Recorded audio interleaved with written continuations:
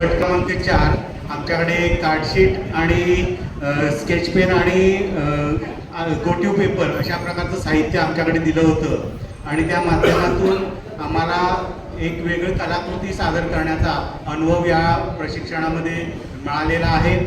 या ठिकाणी पहिला जर हा तक्ता आपण बघितलं तर या तक्त्यामध्ये भौमितिक आकार जे गणितामध्ये आवश्यक असतात ते भौमितिक आकार कशा पद्धतीने तयार करायचे आणि ते विद्यार्थ्यांकडून सुद्धा कशा पद्धतीने करून घ्यायचे या संदर्भातली माहिती आम्ही या ठिकाणी केली। आणि या ठिकाणी कातळकर सर आपले आहेत, ते कातळकर सरांनी या ठिकाणी महत्त्वाची भूमिका बजावलेली आहे।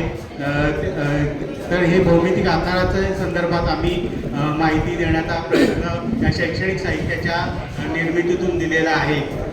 आणि दुसरं आपले सर साबळे सर इकडे ना, साबळे सर आणि दुसरे कुठले सर निकंबे सर यांनी अतिशय छान प्रकारचं अशा प्रकारचं या ठिकाणी विरुद्धार्थी शब्दांचं या ठिकाणी विरुद्धार्थी शब्दांचा तक्ता या ठिकाणी वेगळ्या पद्धतीने तयार केलेला आहे। बघा या ठिकाणी जो तक्ता आहे पहिल्यांदा तो वृक्ष तयार केलेला आहे आणि त्या वृक्षामध्ये ते विरुद्धार्थी शब्द उगवलेले आहेत। आपण बघा हसणे आहे आणि त्याच्या खाली विरुद्धार्थी शब्द रडणे आहे। म्हणजे अशा प्रकारे आनंददायी अशा प्रकारचं एक प्रकारचं नवीन शैक्षणिक साहित्य तयार करण्याचं काम आमच्या या संपूर्ण टीमने केलेलं आहे।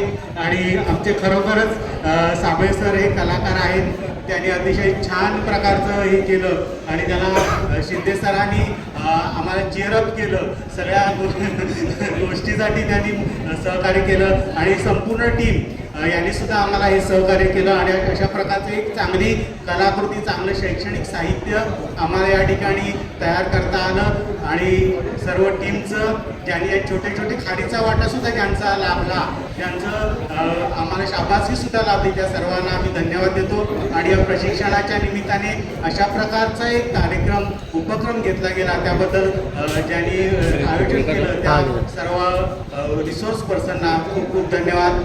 Thank you very much.